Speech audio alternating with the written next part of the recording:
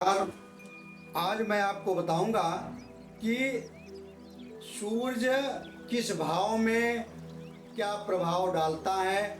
इसका पूरा विस्तृत चर्चा मैं आपसे करूंगा, क्योंकि बहुत सारे कारक हैं और जो कि मुँह ज़बानी बताने पे छूट जाते हैं। एक पुस्तक है मेरे पास, मैं उनमें से सारे वर्णन मैं आज आपको करता हूं कि जिनसे आप समझ लोगे कि हमारी कुंडली में सूर्य कहाँ है और क्या प्रभाव पड़ेगा।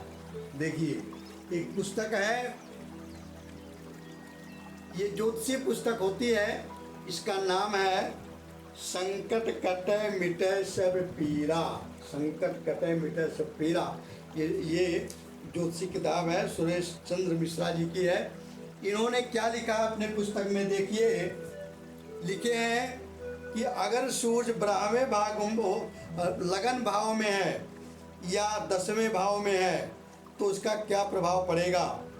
लगन चौथा और 10वें में,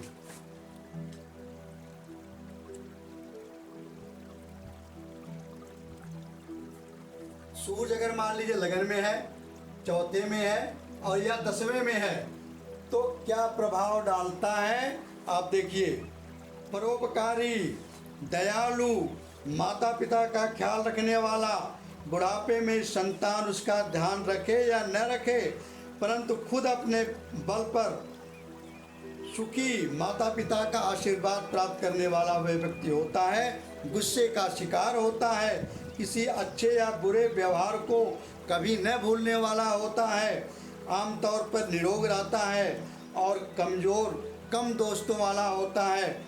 सूर्य 22 साल में अगर आपके कुंडली में लगन में या चौथे भाव में या 10वें भाव में है तो 22वें साल में ही आपको उसका फल मिलना शुरू हो जाएगा।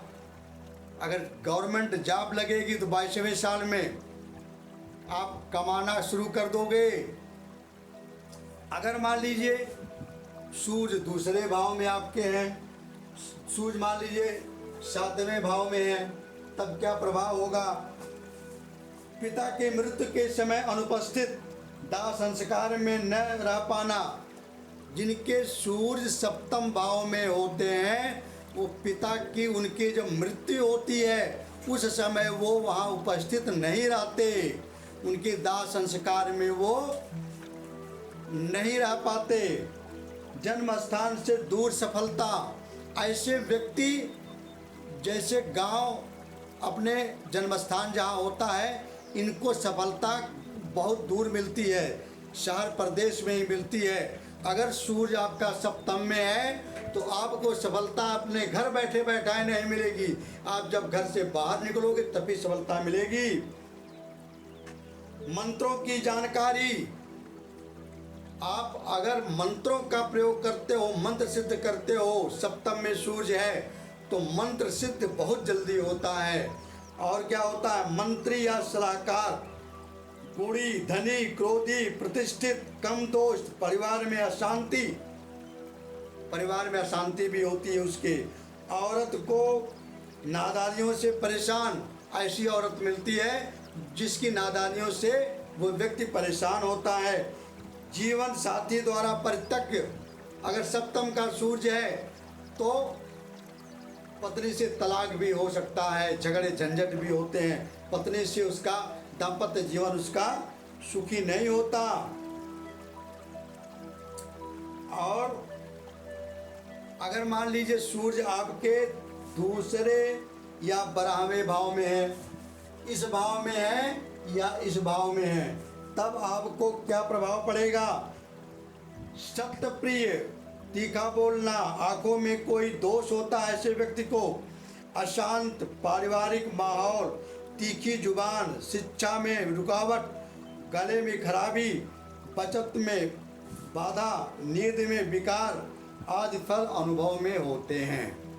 नींद ही नहीं आती, खर्च बहुत होते हैं और आदमी तीखा बोलता है, सत्यप्रिय होता है। ये सारे गुण अगर सूर्य दूसरे में है या 12वें में है।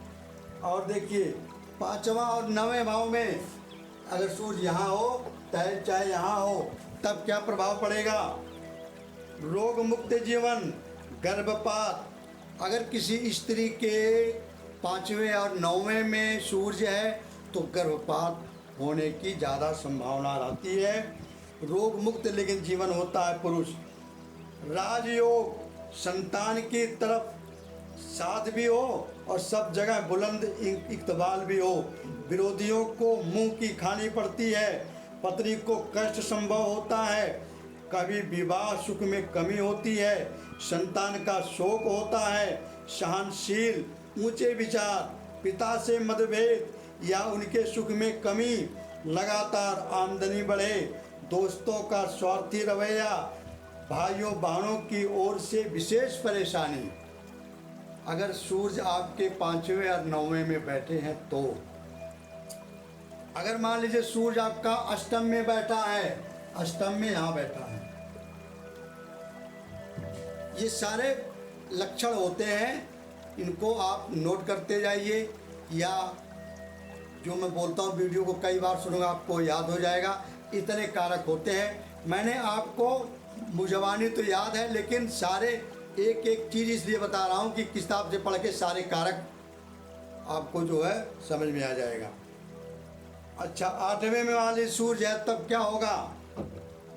गिर गिर के उठना, स्वास्थ्य में चिंतनीय गिरावट, रोग, भरपूर प्रतिष्ठा। प्रतिष्ठित तो आदमी होगा लेकिन स्वास्थ्य उसका खराब होगा। जीवन में देर से सफलता, सफलता आपको मिलेगी लेकिन देर से। राजयोग भी बनाता है। विवाह के बाद भाग्योदय होता है जिसका सूर्य अष्टम भाव में होता है, उसका तरक्की थोड़ा सा देर होती है और विवाह के बाद होती है।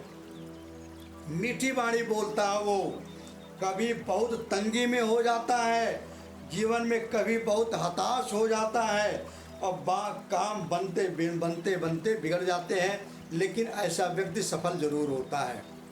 वृश्चिक का सूर्य। तो मित्रों, अब मैंने आपको 12वें भागों में सूर्य का प्रभाव बताया।